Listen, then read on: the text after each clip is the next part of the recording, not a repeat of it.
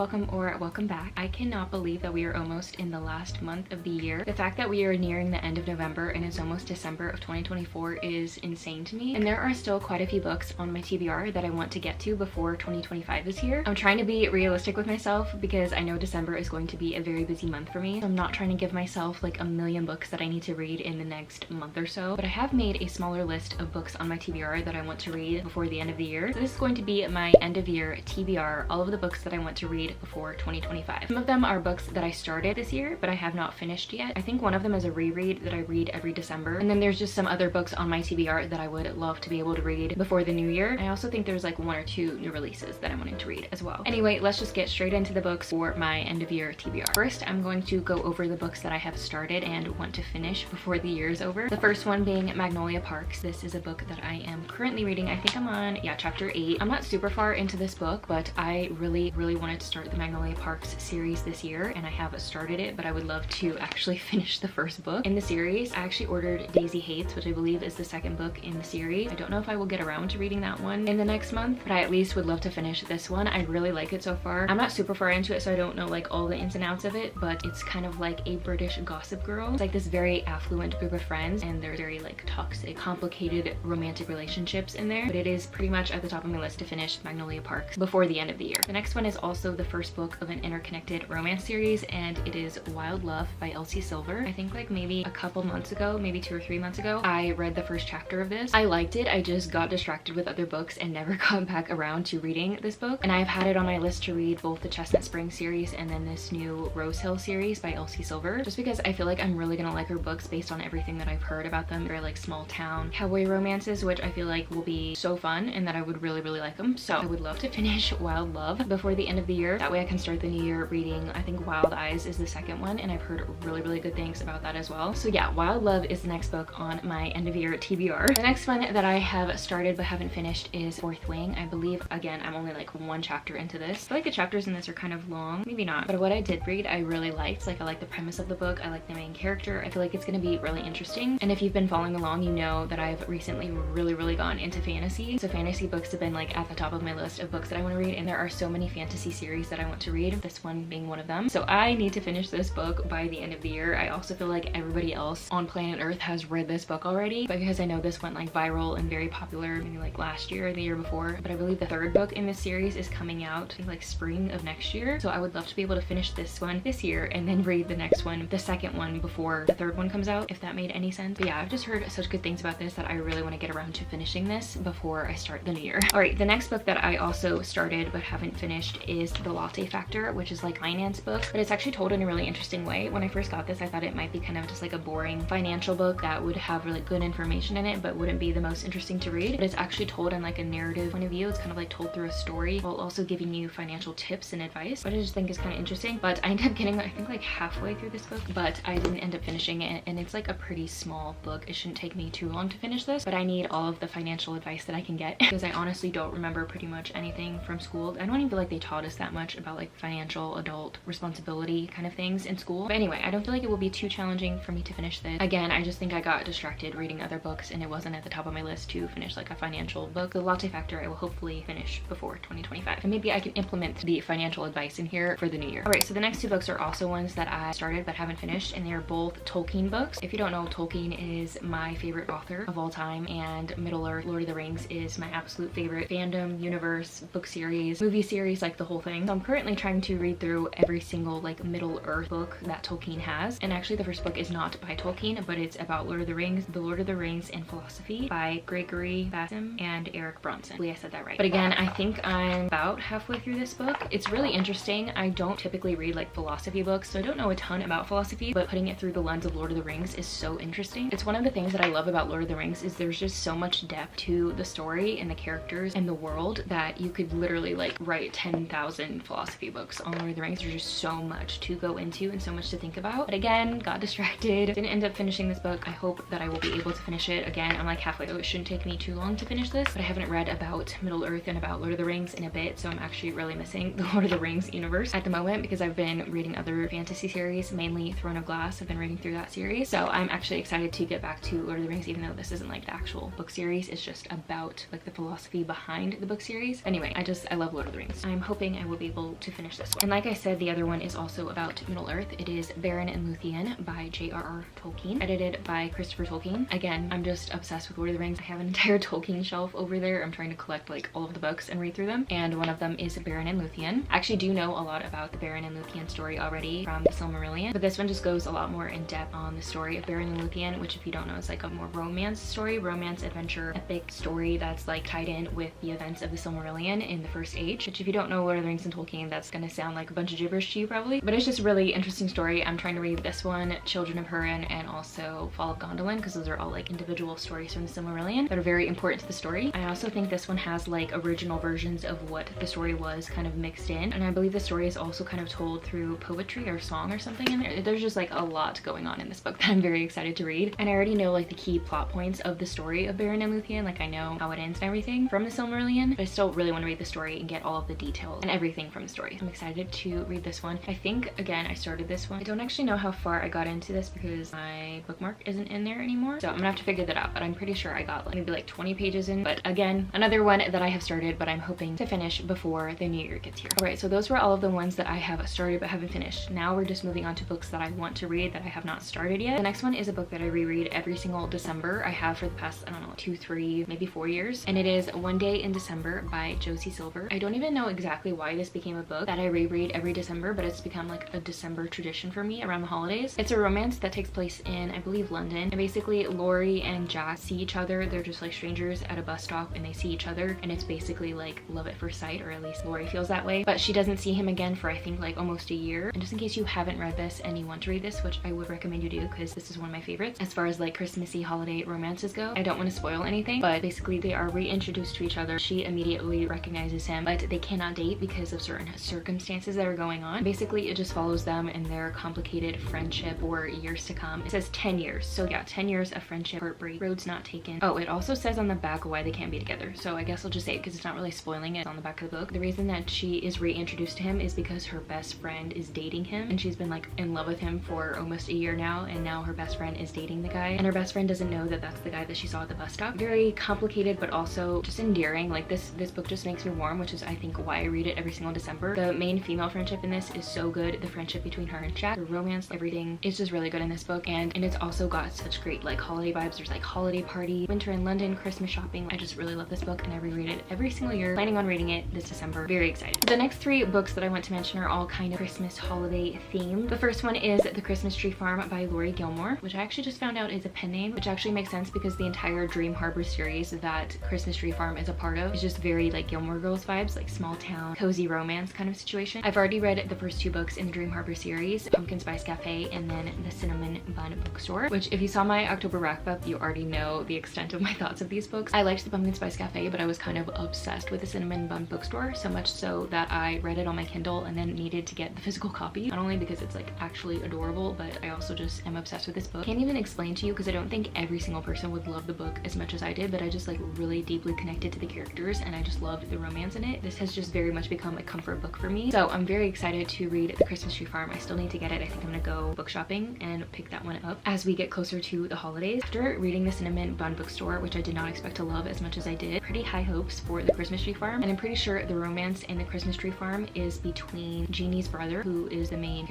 female character in Pumpkin Spice Cafe, and then a new character that we were introduced to in the Cinnamon Bun Bookstore, who's like a new like shop owner in the town who bought a Christmas tree farm, something like that. I'm very excited to continue the Dream Harbor series. Again, I loved this one so much, so I'm really hoping that I feel similar about The Christmas Tree Farm, and I think it'll be perfect to read during the Christmas time and holidays. I'm just very excited. The next sort of Christmassy book that I've been wanting to read is The Christmas Fix, which I believe came out like years ago, but it has such a cute Christmassy cover and I've heard good things about it. I don't think I've ever read another Lucy Score book before, so it would also be my first Lucy Score book. I think I actually already downloaded it, so I might possibly read it on my Kindle. I would love to get around to reading The Christmas Fix. And then the other holiday book that I'm wanting to read before the end of the year is A Court of Sugar and Spice, which I believe is a like Nutcracker retelling, which I was obsessed with Nutcracker growing up. I've always loved dance. I used to dance when I was younger, and I've always loved ballet. I was also obsessed with the Barbie Nutcracker and really all of the Barbie movies growing up. Other than that, I don't really know anything about it. I don't know if there's like romance in it or if it's like fantasy, but it just seems very festive for the holiday season, so I'm very excited to read that book. I believe I already have that one downloaded on my Kindle. I'm hoping to read that by the end of the year. It wouldn't make sense to read it after the Christmas time, so so I really need to get around to reading those books in December. All right, the next book is The Housemaid by Frida McFadden. I have not read a Frida McFadden book before, and I know The Housemaid became so popular this year. So many people read it to the point where I actually recommended this book to my mom, and that's why I have it, is because she already read it before I have even read it. I usually don't read like mystery thriller books, but she was looking for one and I had heard so much about this that I recommended this one and she liked it, so I'm hoping that I will get around to reading it as well, given that I've recommended this book without having read it. I also know that it's a series, so maybe if I like this one I will go on to finish the rest of the series. It's just so popular that I feel like I need to read it at this point, and it's been sitting on my shelf for a while now, so I would love to be able to get this one off the list. I also don't really have any other like mystery thriller books that I want to read in the next month or so, so I feel like this will be kind of a nice book to break up all of the other like romance and fantasy books that I'm reading. All right, so the next one is Powerful, which is part of the Powerless series. This is like a little novella about Adina, who is the main character, or one of the main character, Hayden's best friends from the first book. I actually read Powerless this past summer, Powerless and Reckless. Absolutely loved Powerless, became obsessed, gave it 5 stars. It's one of the only books I've given 5 stars this year, so I'm very obsessed with Powerless. I liked Reckless. I didn't like love Reckless as much as Powerless. To me, Powerless is just the best, and I'm so excited for Fearless to come out this spring. I already pre-ordered that book. I'm so excited for it, but I have not gotten around to reading Powerful, and I feel like this will be a good one for the holiday season because it's just like a smaller novella, and I've been kind of saving it and pacing myself because Fearless doesn't come out for a while, but I would love to get back to kind of like the Powerless world, so I'm planning on reading Powerful for the end of the year. The next book that I would really like to read before the end of the year is Divine Rivals. I've also heard so much about that book, and I did order that book, but it is not here yet, so I would love to read Divine Rivals in the next month or so. I just have a feeling that I'm gonna love that book, especially based on what other people have said, so I would love to be able to get around to that before January. I also got the next book of the Throne of Glass series, Air of Fire. I don't know if I will get around to reading that in December. If I don't, I'm definitely gonna read it in January, although I don't know if I'm gonna have the patience to wait because I'm actually obsessed and I really want to know what happens next in the Throne of Glass series, so I might also be reading Air of Fire in the next month or so. And then the last one that I really would like to read before the end of the year is actually a new release called P.S. I Hate You, which I believe comes out I think December 3rd, but that's a new release that I'm interested in reading, and I would love to get to that before the end of the year as well. But yeah, those were all of the books on my end of year TBR. I'm really hoping that I can get around to every single one of them before the new year. There's quite a few books on it, and those aren't even all of the books that I want to be reading, because I also am going to be reading probably other holiday Christmassy books during the month as well, so I have a lot of reading to do, but I'm very excited about it. We'll see if I'm able to actually accomplish reading all of my TBR before the year is over. Wish me luck. But anyway, definitely let me know what books are on your end of year TBR, the books that you're wanting to get to before the year is over. Thank you so much for watching this video. Definitely subscribe if you have not already. We actually just hit over 200 subscribers, which I cannot believe. Your comments are so kind, so I'm so excited to continue making book videos. Thank you for 200 subscribers. That's amazing. I'm so grateful for you guys. You guys are just the best. I hope that you have a great holiday season. I'm very excited to be making more like holiday videos this December. It's going to be a very busy month, so look forward to lots of videos, and I will see you in my next video. Bye.